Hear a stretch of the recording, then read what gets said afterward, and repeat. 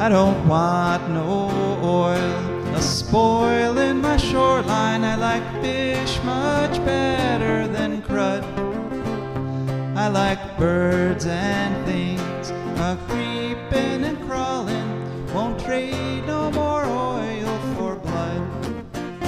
The sun done give us all we need to make this country run. But that black demon oil's got us fussing and fighting, and I do believe it's time we was done. I don't want them nukes run by them kooks who think radioactivity is fun. No more three-headed frogs or kids with leukemia. Nuclear power ain't fit for a dog. The sun done give us all we need to make this country run. But that nuclear power's got us fussing and fighting, and I do believe it's time we was done. No nukes! Hey, hello, good morning, Toledo, and good afternoon, Columbus. And hello to everybody who's listening on the internet, no matter what time or place you're listening.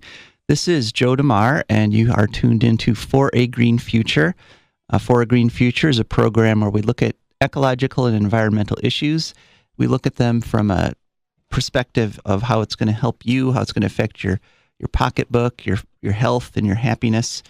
And we try to be an upbeat program. And this particular program is going to be particularly upbeat because the theme for today is Earth Day. I have not one, not two, but three great guests lined up to talk about Earth Day events that they are hosting and that they've organized. And we're going to talk about a few other Earth Day events all over the state of Ohio. And then actually, though, there's a slight downer note because this past Friday, we've been following since the show started this proposed bailout for the nuclear power plants in Ohio, where they're going to attach extra bills to your electric utility bills in order to shore up Davis, Bessie, and Perry nuclear plants which are not sustainable economically and definitely not sustainable environmentally. So they're going to try to sustain them by just sticking you with a big bill for it. So on Friday, they finally announced what the actual bill is. And so I scrambled and I was able to get a couple good guests in from the Sierra Club. And so they're going to talk about that at the bottom of the hour. And so the phone lines will be open for the whole time that we're interviewing people at 866-240-1065. That's 866-240-1065. And the reason I'm doing the Earth Day show today instead of next week, because Earth Day, of course, is April 22nd, and next week would be the 21st. That's the day before Earth Day. I'm doing it today because I want people to have time to put some of these events on your calendar to, make some room in your life, make some time and space to get over to some Earth Day event that's near you. And Earth Day is this fantastic celebration of the planet. And this is the 49th annual Earth Day. The very first Earth Day was in 1970. And it was organized by then a U.S. Senator named Gaylord Nelson, who was a Democratic senator. But he teamed up with Pete McCluskey, a Republican senator. So it was a truly bipartisan event, this Earth Day. And it came at a time, 1970 was incredibly tumultuous. We were still in the Vietnam War.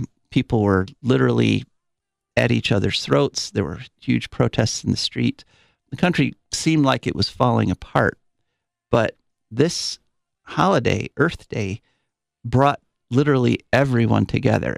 The conservatives, the liberals, the hard left, the hard right, everybody in between, everybody who doesn't really care about left and right, but everybody cares about the environment. And so 20 million people came out on that first Earth Day in the United States and took to the streets calling for a cleaner environment. And at that time, it was really obvious how terrible our environmental policies were. That was the time when in Cleveland, the Cuyahoga River would catch fire. I was 8 in 1970, and people don't remember, a lot of people don't remember this, but at that time, every car was belching blue, nasty smoke. If you took a trip on the turnpike, you just knew that you were going to get sick. You were going to get nauseous on that trip because you're going to be behind somebody pumping out smoke or some truck. And, and we had tons of litter everywhere. There was, it was nasty in terms of the environment. And this Earth Day really kind of marked the beginning of the massive environmental movement. And it's continued for the past 49 years.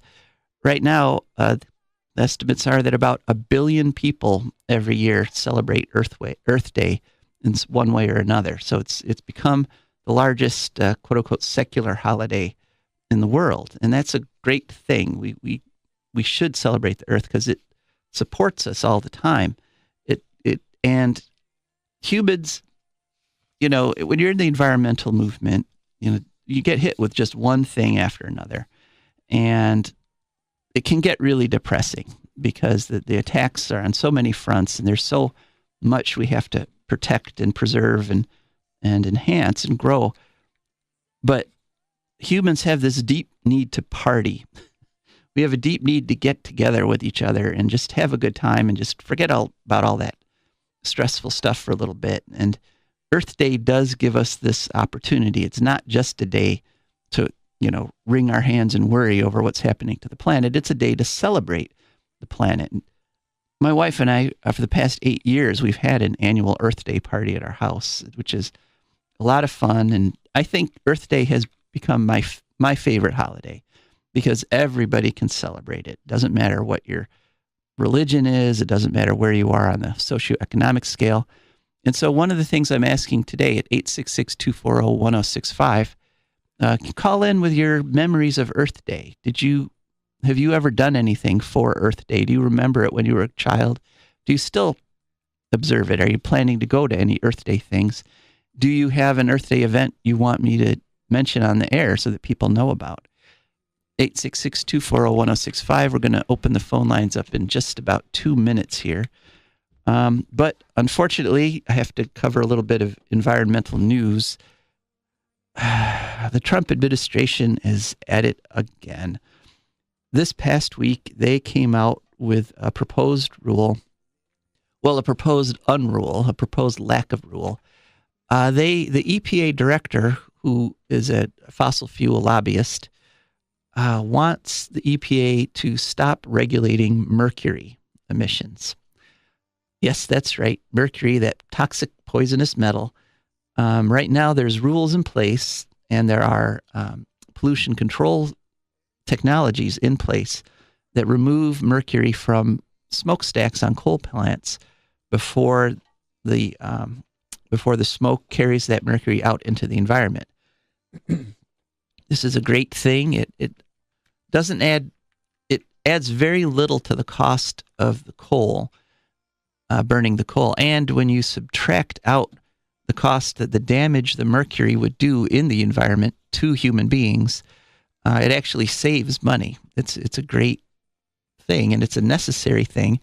But the Trump administration has said we're not going to, or the EPA director through Trump has said we're not going to regulate mercury anymore. Coal companies, you could put literally as much as you want into the environment. And what this does, I mean, you might remember this is similar to the administration's policy that radiation is good for you. So what this does is it forces environmental groups and environmental organizations onto the defensive. Now we have to fall back and guard against mercury. But this is a deliberate strategy on the Trump administration's part, because if we're fighting to protect us again from mercury, this is a battle that was won back in the 70s. now we don't have the resources. We don't have the ability to fight to do the other things we need to do to survive, like stopping fossil fuel use and eliminating plastics. So this is a terrible, calculated threat to your health, to your family's health, because the effects of mercury are well known. No, there's absolutely, literally zero debate amongst the, in the scientific community about the effects of mercury on human beings. It's bad for you. And so Trump proposing to allow the coal companies to put an infinite amount into the environment, this is just a tactic because, even if they pass their rule, it'll get challenged in the courts and the courts will stop it. But in the meantime, they've tied up the precious resources of environmental organizations. And conservatives like to paint environmental organizations as these huge, massive companies with tons and tons of resources and money and lobbyists. And the sad truth is that they only have a tiny, tiny fraction of the resources that the corporate lobbyists have. And I think we can point to this rule of eliminating mercury regulation as evidence for that. So there's the little bit of downer environmental news I needed to let you know what's going on. And so now let's get back to the party. My first guest today is Amanda Gamby.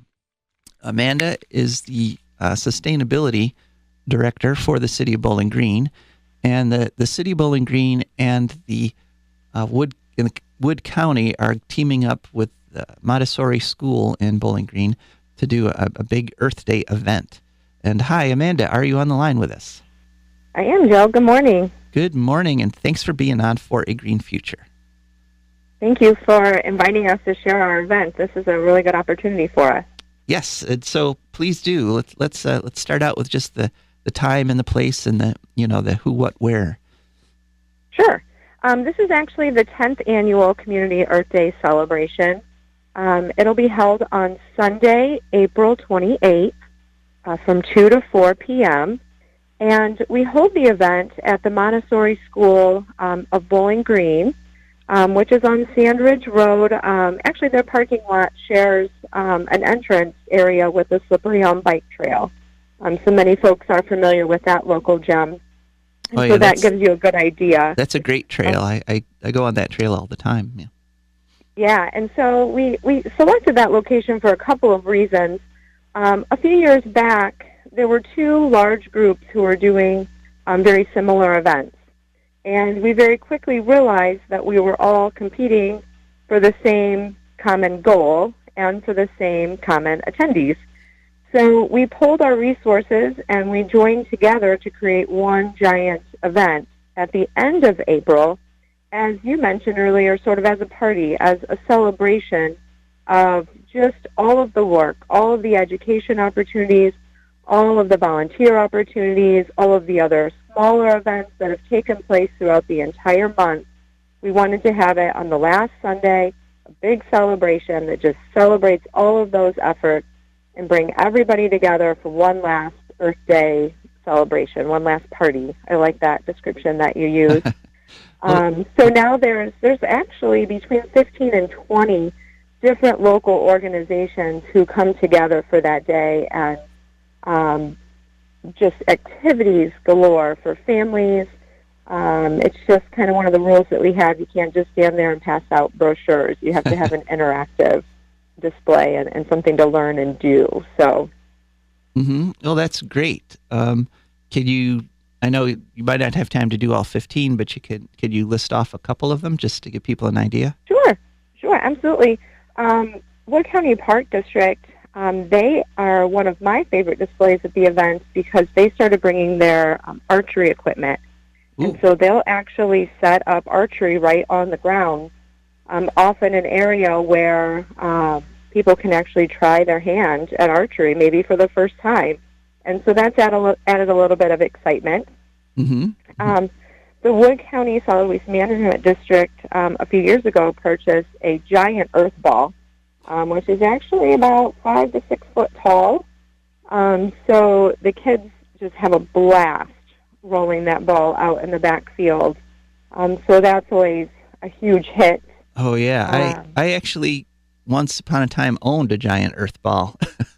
They're pretty cool. Literally a ton of fun. I mean, there's something about seeing this huge globe rolling toward you that, with the earth painted on it, it's yeah, it'd be worth going just to see that, I think. And it's amazing, too, that it's not only kids that are drawn to this giant earth, to see the adults as well who kind of tap into their more playful side and just their curiosity. It's nothing more than to go up and try to point to where they live on the big globe, or to help their kids or grandkids find where they live on this big globe. It's really pretty neat. And they bounce like crazy, too. They're oh, yes. Yeah, they're neat. Okay, cool. Yep. So, Amanda, let's talk just for a minute sort of about the, like your personal experiences with Earth Day. Do you remember doing Earth Day stuff when you were little, or what do you think about the holiday? Oh my gosh, this job that I have is truly my dream job. So, growing up in Girl Scouts and 4-H, I took all of the conservation projects. I took all of the opportunities that I could to do the litter cleanups and the tree plantings. And so at very much a young age, it was just a part of our lifestyle. It was what I did for fun, I guess. So going on through high school on into college, I have very fond memories of, taking the time to actually, come together with other like-minded folks to do something that I felt was important, that I felt was giving back to our planet. And I'd be able to, kind of continue that and through college get my degree in environmental policy, and then, of course, make this my life's work. So I sometimes joke with folks like, Earth Day is our Christmas. This is Christmas for us, So it's really... But the good thing is this can be everybody's Christmas, a lot of... Right. It doesn't... Right. You don't even have to be Christian to celebrate this one. It's... Right. Yeah. Not that... Just... Go ahead. It's kind of nice, though, to have, that month. April, it sort of started as a day, and then early on, you notice it turned into Earth Week, and now we call it Earth Month. If you go to our website, www.communityearthday.com, we've listed events on there that all of the organizations who participate with us in this celebration, it lists everything that they're doing this entire month. So really it's continued to grow, and wouldn't it be neat if it became Earth Year? We truly do have this message, Earth Day every day. So maybe we'll get there. It's still good to have a party, on a specific day. I mean, right? Yeah. I actually used to be a little, kind of like, they're spreading out. It's Earth Day is the 22nd, fist on the table. But now I see that, so much is happening all over the world because it has kind of spread out to fill the month, that it's really cool. All right. Yeah. Well, Amanda, I actually have 5 guests lined up today. It's like a record for a Green Future. But that's awesome. Yeah. So, but before we go, just recap, please, your time and your place, and one more pitch for people to come. Sure. Sunday, April 28th, from 2 to 4 p.m., and that's at the Montessori School of Bowling Green, and that's at 515 Sandridge Road in Bowling Green, just by the Slippery Elm Trail entrance there. So we hope to see you. All right. Well, thank you so much, Amanda. It's been great. Thank you. You have a good day. You Bye, too. Joe. Bye. All right. Now, our next guest is also organizing a big Earth Day event. Her name is Christina Deehr. Hi, Christina. Are you on the line? Hi, Joe. I am. Thank you for having me this morning. Oh, great. Well, thanks for coming on. I appreciate it. And thanks for organizing a big Earth Day event. Could you tell our audience a little bit about where it is, when it is, and what it is? Yes, of course. So my name is Christina Deehr. I'm the Sustainability Assistant at Bowling Green State University, and the Sustainability Office has planned an entire week from April 22nd to the 28th of Earth Day events, and I am focusing on the Eco Fair, which is Wednesday, April 24th from 11 a.m. to 2 p.m., And as long as we have good weather, it will be outside in the Bowen Thompson Student Union Oval. But if it gets rainy or it's too windy or cold, it will be moved inside to the Bowen Thompson Student Union Multi-Purpose Room 228. And we don't know that until the day before with the forecast. But no matter what, it will still be going on somewhere in the Union. But hoping for good weather, and it will be outside in the Oval. All right. Yeah, and so at the Eco Fair, we have about 25 organizations that will be setting up tables or have displays within the Oval. So this will be really big compared to last year. We had about 18. So we have a variety of more groups coming there. I'm most excited for Back to the Wild, which is a rehabilitation center out of Castalia, and they'll be bringing their birds and animals that haven't been able to be released for a variety of reasons.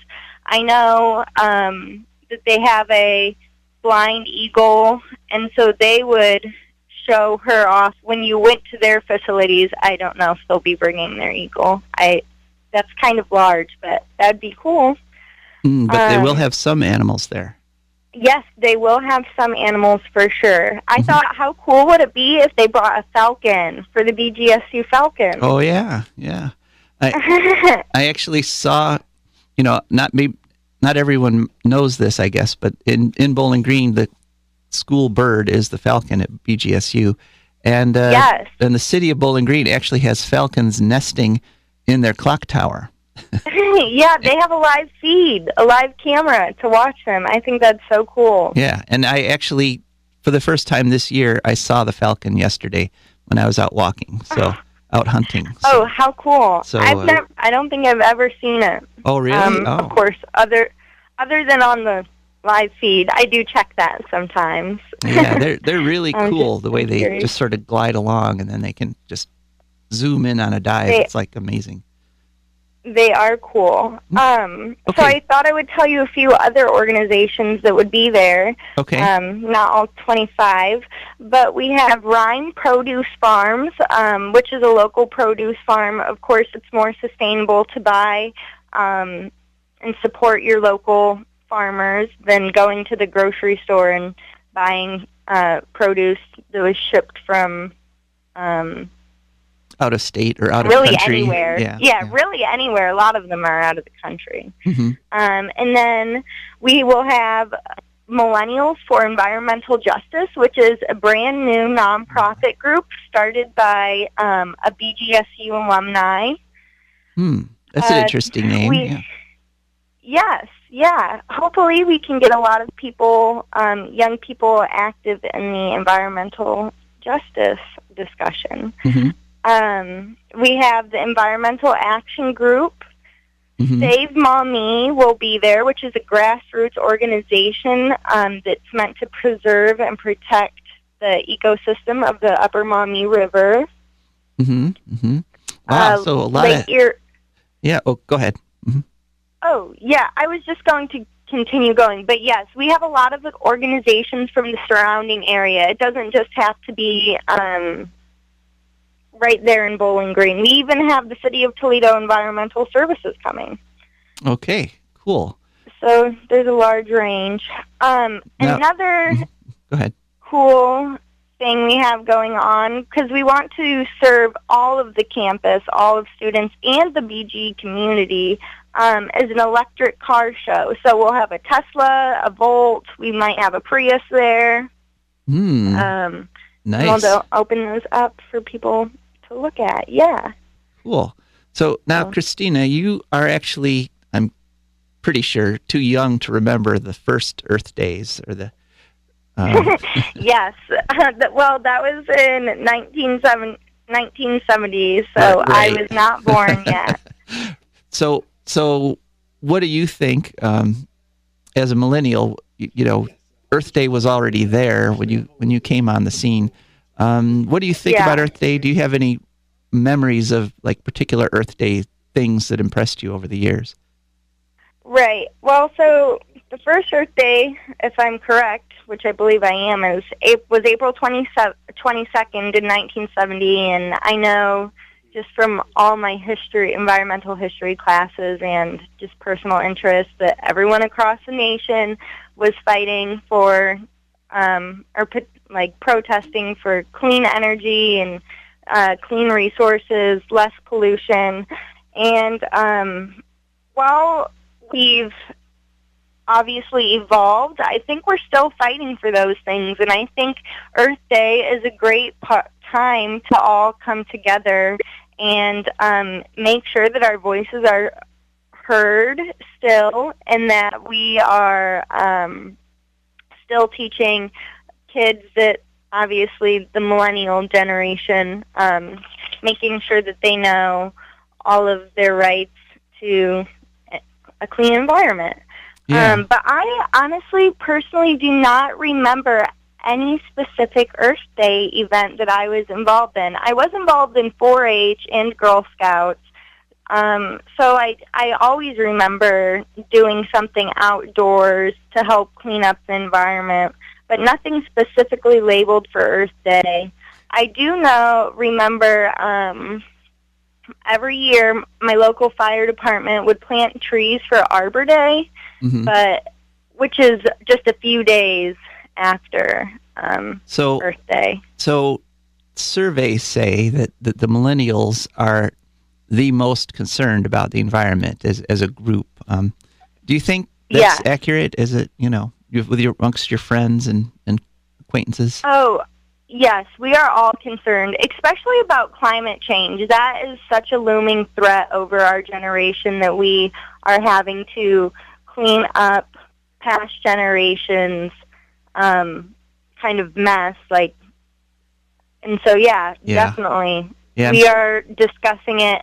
I see it trending all the time on our social media, and all my friends are always discussing it and talking about it. No, I definitely think it's a popular topic, rightly so. And I'm sorry about that, Christina. I'm sorry. We're leaving you such a mess because. As long as people can, like me, continue to address it, I think that we can do a lot of good things. All right. Well, thanks so much for the interview. Could you just once more go through the time and place just for people to who had to get their pencils? Go ahead. It's the Bowling Green State University Eco Fair, Wednesday, April 24th, from 11 a.m. to 2 p.m. in the Bowling Green Student Union Oval.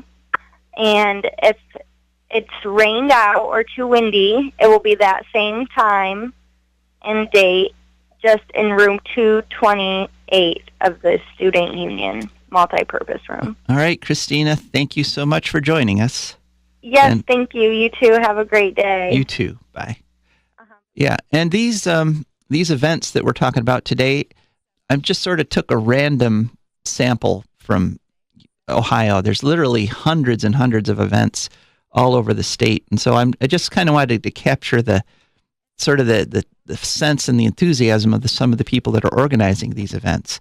And I believe we have another such person, Rae Neal. Are you on the line? Yes. Good morning, Joe. Thanks for having me. Good morning, Rae, and thank you so much for organizing an Earth Day event in your community. And you're actually in, you're a little bit south of us here, aren't you? Correct. Yes, Lima, Ohio, Greater Lima, Ohio. So we do, service a really large area. Luckily, we have a nice big park that we can do that in with a pavilion, the Rotary Pavilion. So we feature a festival-type atmosphere. It's actually this Saturday, April 20th at Farote Park. It's noon to 6. And we provide like a kids' activity tent where we have a lot of different organizations that come out with hands-on activities. We have Johnny Appleseed Metro Parks, Allen Soil and Water Conservation District. We have a group of artists just with the Earth Day organization that do a hands-on activity. And then we also this year are going to have South Elementary and Middle School doing, they have an environmental club that's going to come out. And we also have an info tent for the adults to walk around and discuss and get some good info. And this year we're having the Audubon Society, who is really active in our area. We actually are having RTA come out. They are having a levy this year, so trying to kind of focus on some of the environmental benefits of public transportation. Which are many. And exactly, very true. And then we also have a great group called Homeless Books that give away and take donations of books. And so if the weather is forgiving and not rainy or anything, then they'll be out with us too. So go ahead.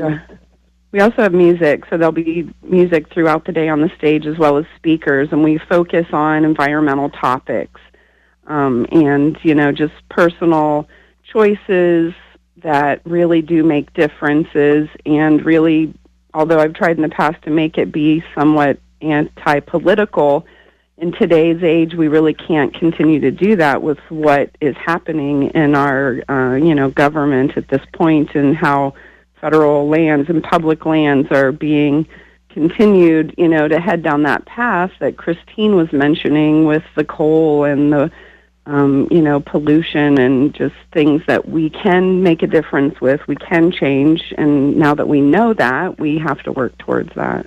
Yeah, I think that message doesn't quite get out enough. The fact that literally the only thing keeping us from a green future is the political blocks. We have all the technology. We've figured out things like, how to generate power efficiently with wind and sun, and how to do geothermal heating. And, we know there's nothing scientific or technical to keep us from the green future. Literally, it's only the political. That's the one thing holding us up. And so, events like yours, yeah, it would be ideal if this was a completely apolitical situation, but when you have one side that is literally daily attacking the environment for political reasons, if you care about the environment, some politics has to get in there. Exactly. Yeah. So Rae, how long have you been organizing this event down in Lima, and what inspired you? It's our 19th year. Wow. I had actually lived in Pittsburgh for a little bit of time and, was doing an Earth Day festival over there just for fun. And when I came back here and noticed there wasn't anything happening, I was just like, this can't be right. So just made it happen, and it's been happening ever since. And it is a completely free community event. We do get sponsors from the community, like Husky Refinery, Dominion Gas, Nutrien, chemical company. But, I feel like these people deserve to pay for us to educate people on what we are doing to the environment. So I feel like it's their way of giving back and helping us to educate ourselves, to be more conscious about what we're doing, because we can't necessarily control what everybody else is doing. Mm-hmm. And how about your own personal memories of Earth Days? I don't know if you're old enough to have been around for the first one, but do you have any, when you were growing up, did your family do things for it? Or it's really unusual. My family is very, very in tune with nature, always gardened and everything, but really to try to get them to understand that, like, the planet really depends on, our life depends on the planet. They weren't really on that same page. Mm-hmm. We camped a lot. I definitely did a lot of outside stuff, but it really wasn't, until I was old enough to start to do things for myself that I really became more of an environmentalist and, really became passionate about trying to help people understand our responsibility to our planet. Mm-hmm. And I've been to your Earth Day celebration there, and I have to say, it's a blast, with the musicians going and all the families showing up with their kids, and it's just a great time. Well, awesome to hear you say that. That's definitely what we set out to do. I mean, I feel like, a lot of times we are not as open to what we might be hearing in a lecture or, more educational type setting. So the goal is to, just lure everybody out there with a bunch of fun and activities, but then, while they're there, to be sneaking this environmental undertones in there. Okay. Well, but the fun is real, though. This is the music is actually good, and the food is tasty. So. And this year we're actually having a food truck of we have a great vegan chef in the Bluffton area, actually, and he's started a food truck. And, when you do food, too, or when you throw a big party, it's really hard to be conscious about all the products that you use, because so often you see the red Solo cup and, you get the plastic utensils. And so we definitely do not have any of that at the celebration, and try to discourage, that use. And frequently you're giving away like reusable water bottles or, heavy plastic to-go containers that you can keep in your car to take into restaurants, so that you don't need to get the styrofoam and things like that. Or, focusing your to-go choices on places that use foil and paper, which is happening a lot more today than it has in the past. But it is still a choice that those restaurants that do that make, because that stuff is more expensive, unfortunately. True. At this point. But it's not going to cause any mass suffering when we switch away from those unsustainable technologies. Exactly. So, it's all capitalism the decision. All right, Rae, I'm afraid this is a jam-packed hour, so I've got to move on. But could you just one more time reiterate the time and place and so forth? Yes, please join us out at Farote Park at the Rotary Pavilion here in Lima, Ohio, Saturday, April 20th. The event's noon to 6, and it's a festival atmosphere. Bring your family and friends and just come out and enjoy the weather and activities. All right. Well, thank you so much, Neal, for coming, or Rae, for coming on, and we'll hopefully be talking to you in the future.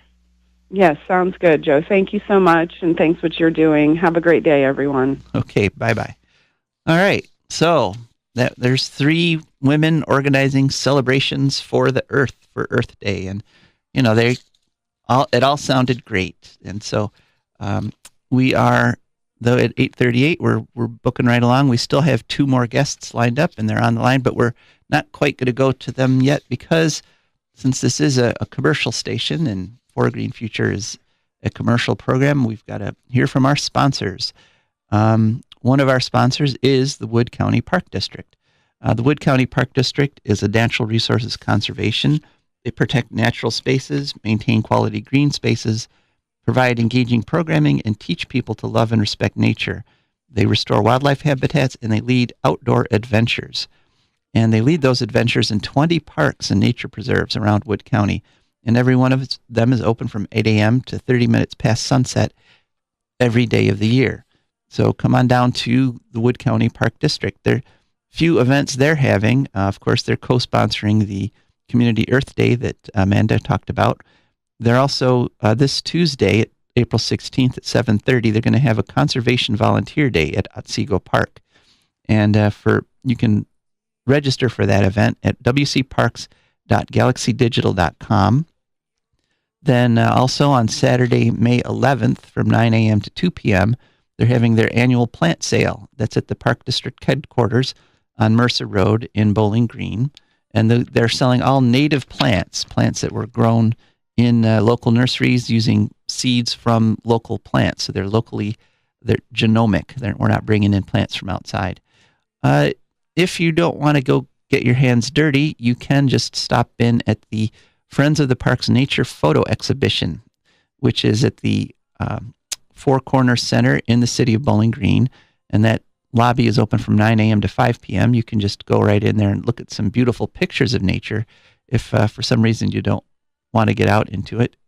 And then finally, the Carter Historic Farm Wetland Restoration Project is going to have a ribbon cutting, and they're going to give tours during the Heritage Farm Fest Saturday, June 1st from 3 to 7 p.m. That's Saturday, June 1st, 3 to 7 p.m. If you'd like more information about this project, which is a multi-level project, they did a ton of different things at the Carter Historic Farm to get this ribbon cutting ready. You can contact Rob Crane at director@blackswamp.org. So that's our sponsor, Wood County Park District. We're very grateful to have them.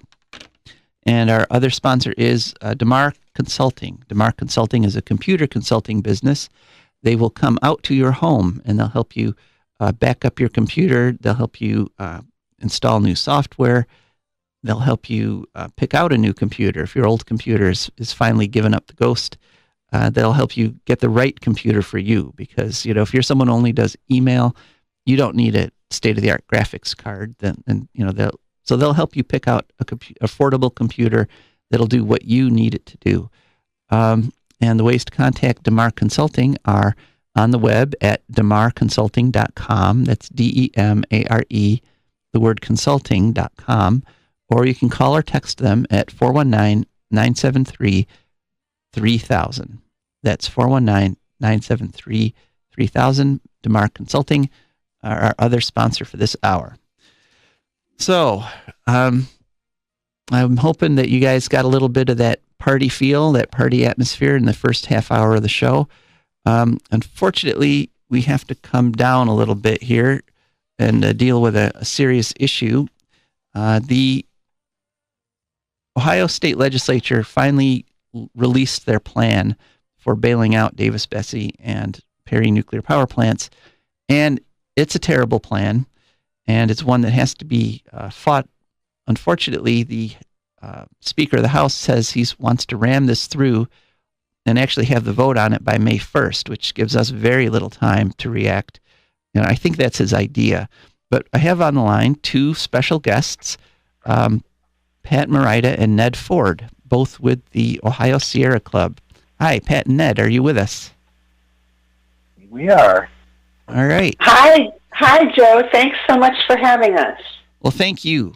We've been following this issue since we started the program back in the first week of January.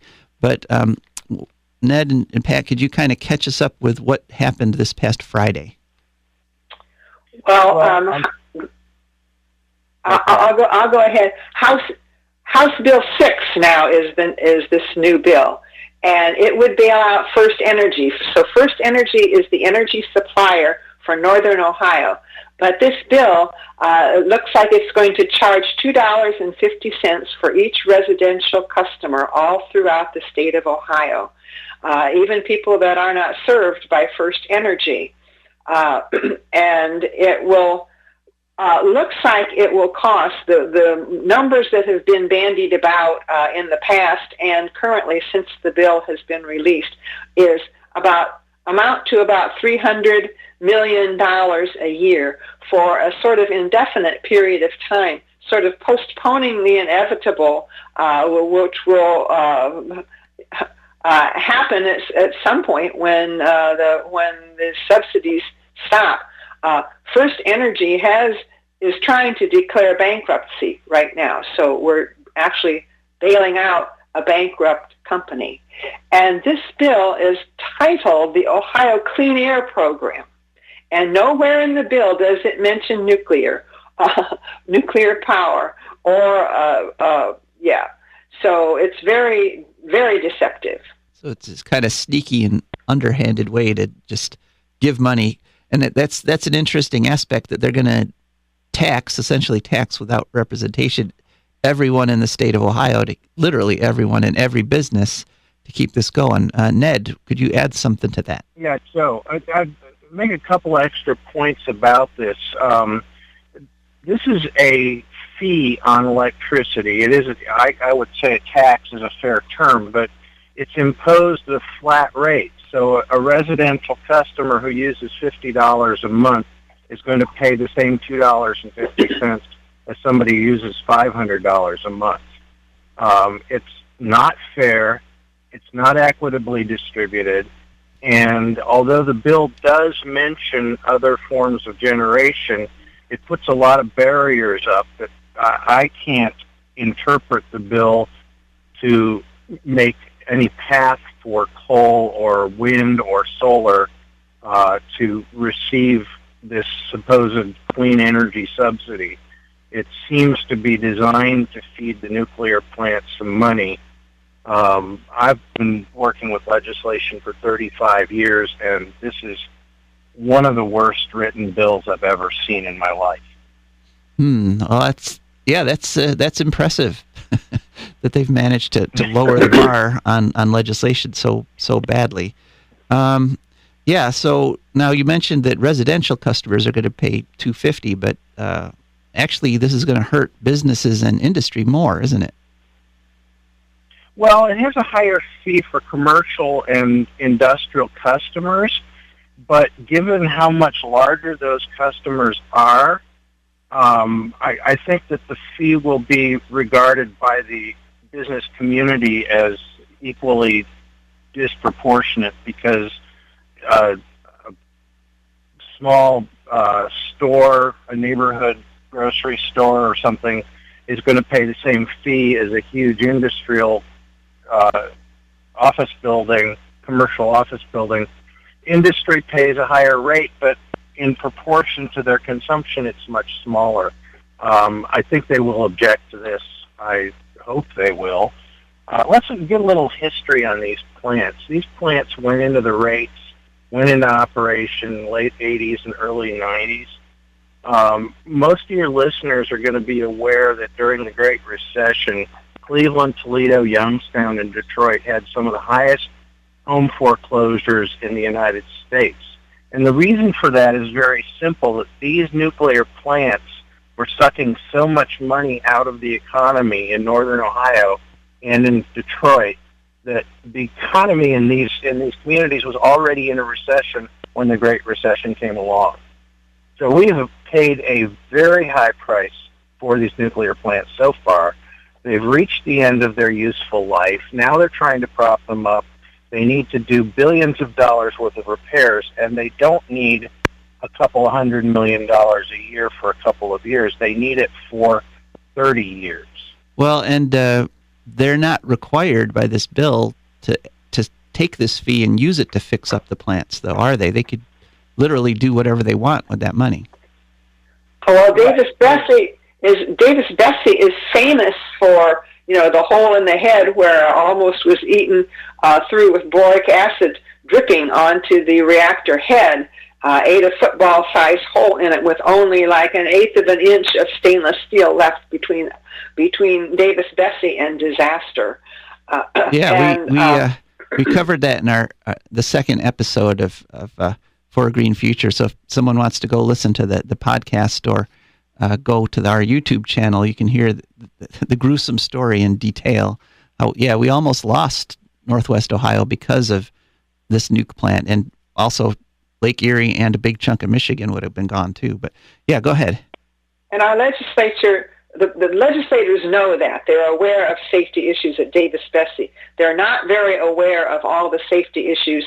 The fact that the Nuclear Regulatory Commission, like the Federal Aviation Commission, is a captured agency. They're captured by their industry they're supposed to regulate, and they're not doing a good job, and it's it's dangerous.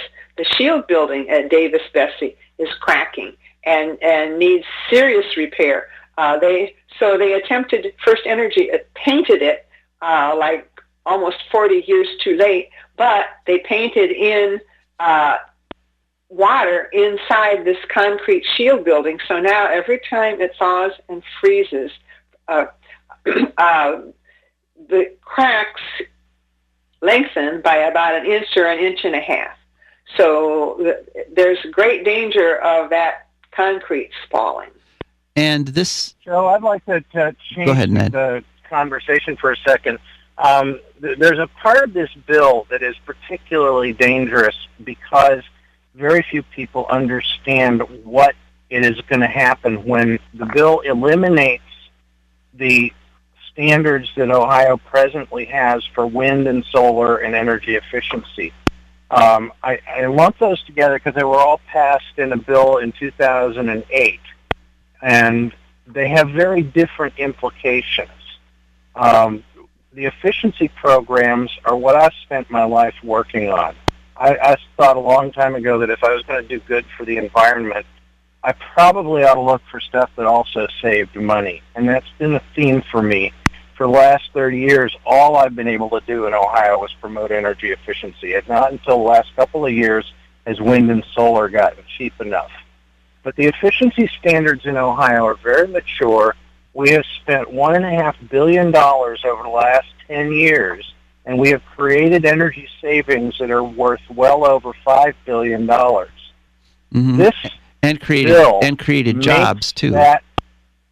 Tens of thousands of jobs. Yeah. This bill makes those standards voluntary. You have to opt in to be part of the programs, which defeats the purpose of the programs, because the purpose of the programs is to give the utility a pool of money to secure the cheapest resource, which is saving energy, by paying customers a share of the cost of doing that.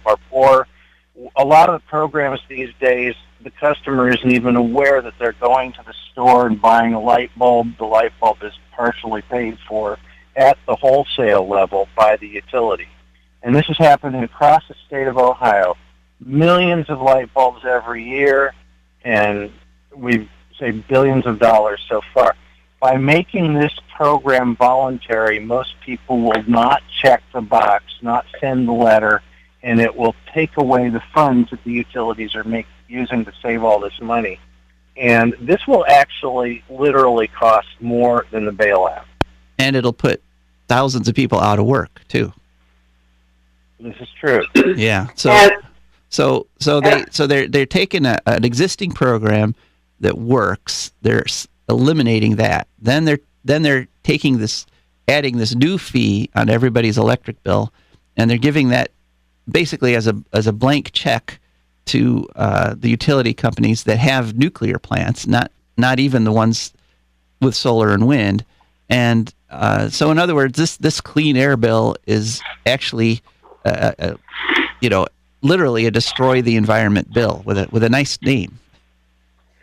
So we want to stress to the listeners here now, call your legislators. This is really, really important. They need to hear from their constituents that especially we want people to say that they don't want their electric bills increased to pay for First Energy, a bankrupt company that's dishonest, that the bankruptcy that they are trying to do, their plan has been rejected by the courts.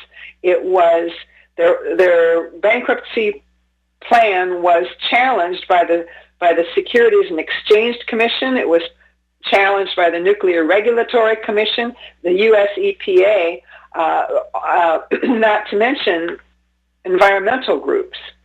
So please do call. You can go to you can look up the Ohio legislature, and there you can find who your legislators are, and give them a call. Give them a short call and let them know that we're not that we don't want this rammed through.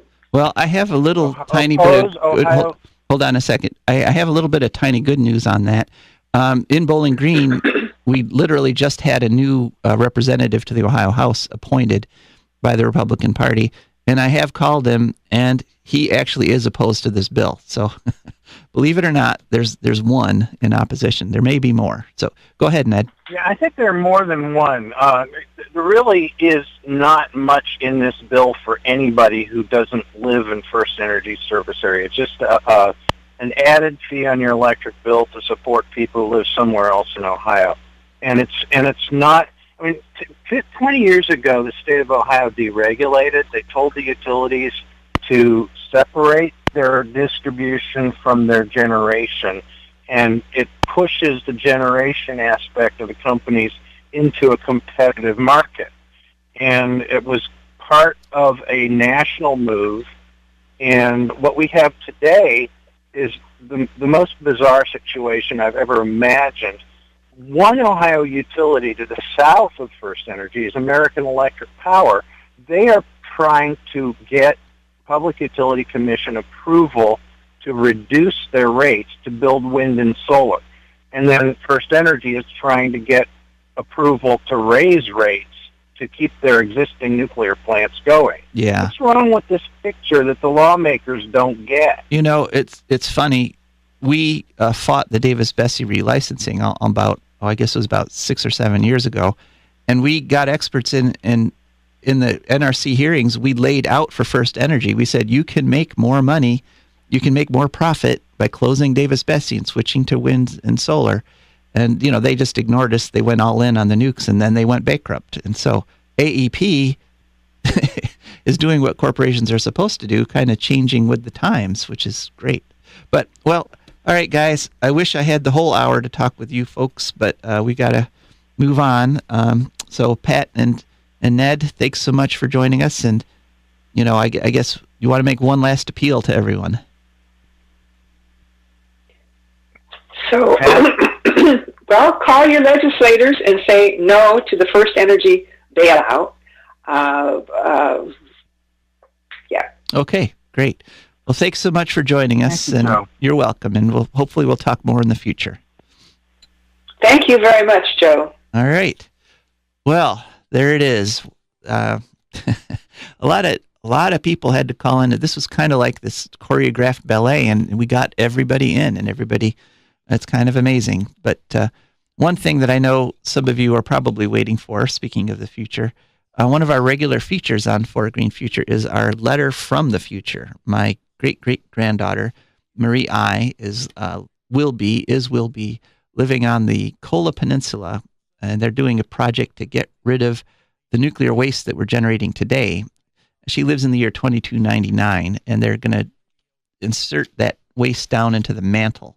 So that's a big project, and every week she sends me a letter from the future. There's a splash of photons next to my bed, and poof, there's a letter from the year 2299. It's great. So here's this week's letter. Dear Great-Great-Grandpa, the drilling has finally begun. Everyone working on this project, about 500 scientists and engineers, were outside watching the drilling rig when the drill first started to dig down into the earth. We all cheered and hugged and cried.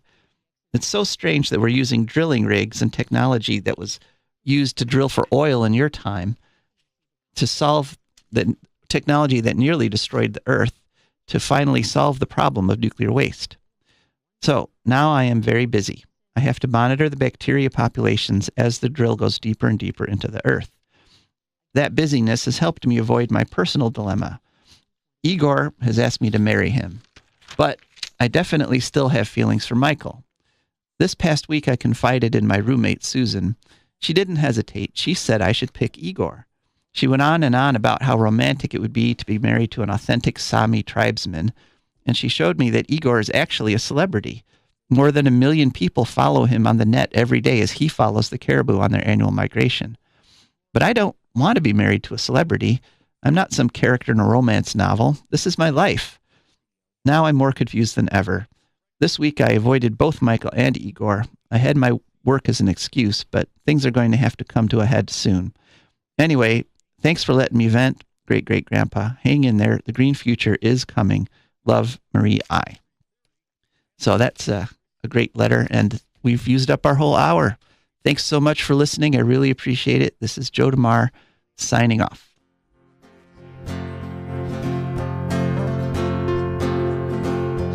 I don't want no oil, a spoil in my shoreline. I like fish much better than crud. I like birds and things, a creeping and crawling. Won't trade no more oil for blood.